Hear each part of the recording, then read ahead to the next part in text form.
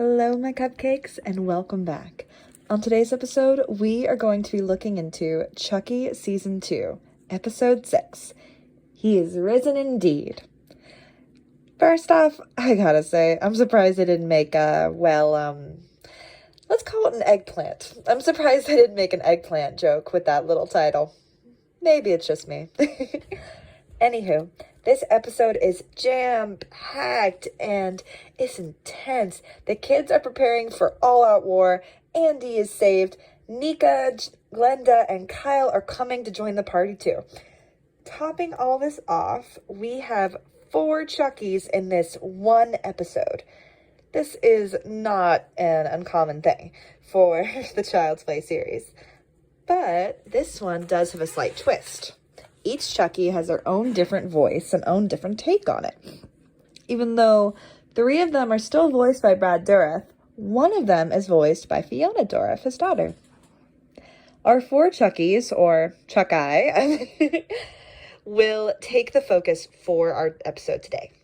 Let's get started.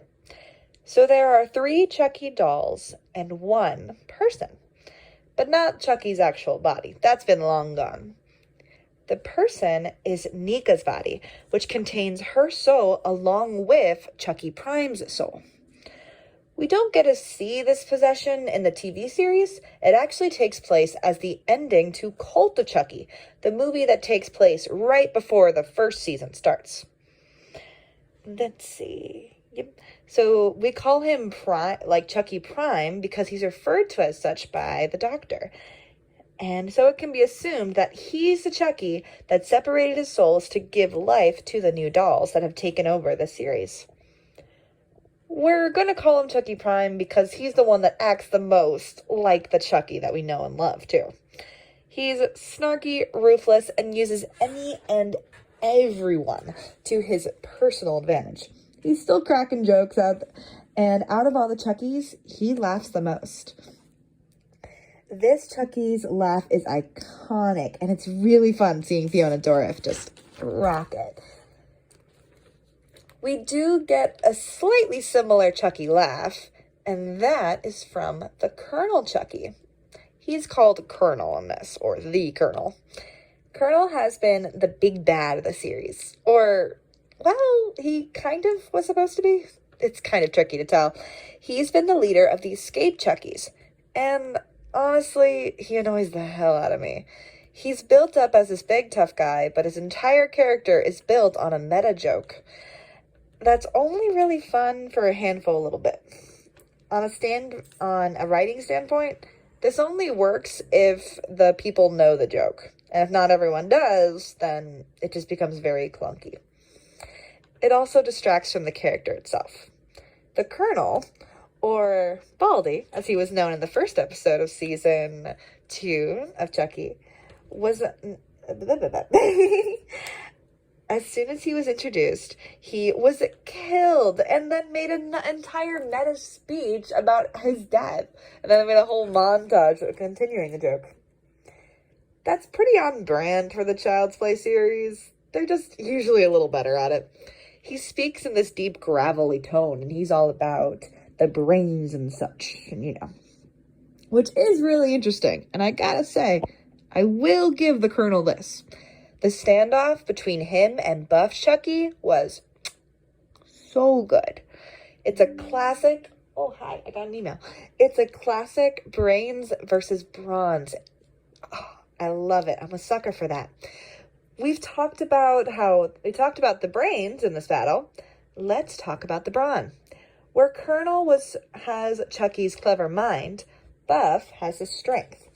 And he also has a bit of a deeper voice than his counterpart. His shirt is also ripped to flash off those muscles. Buff doesn't really have a big plan, and he's just living in the moment. He's even gotten himself a worshiper in the vein of Sister Ruth. He ends up being kind of the boring one in the duo. Sister Ruth has a lot more going for her, so she's going to get her own video.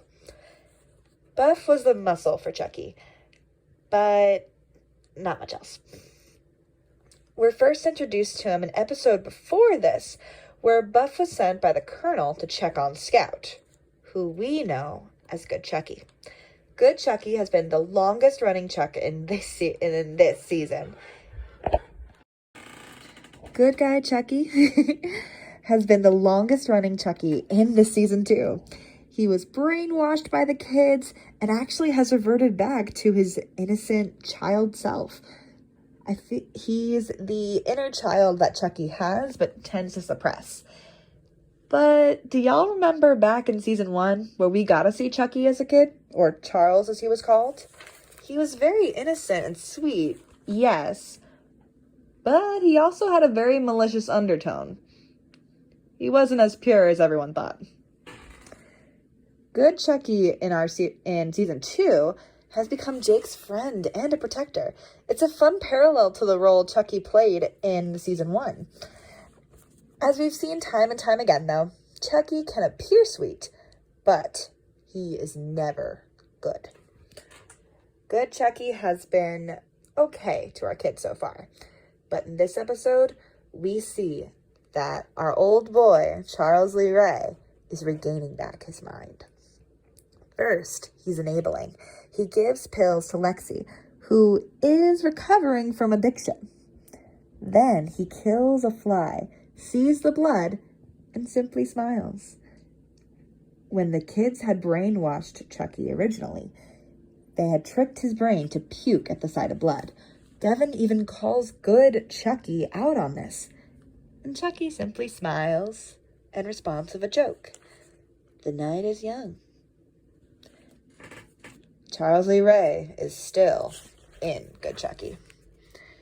We see this switch fully when Good Chucky finishes the episode by finishing Nadim. I will not lie, that hurt. I knew it was going to happen because Nadine was too pure for the Child's Play series. Fuck, I wish we could have gotten more of her. There's a lot more to this episode that I want to discuss that, honestly, I don't have time for in this episode. They'll just have to become their own videos. Like, Andy is alive, and the conflict between Sister Catherine and Father Bryce is really interesting. Both deserve their own topics, their own videos. But that is all we have time for today. I hope you all enjoyed today's episode, and I will see you all next time on our lovely show. Bye!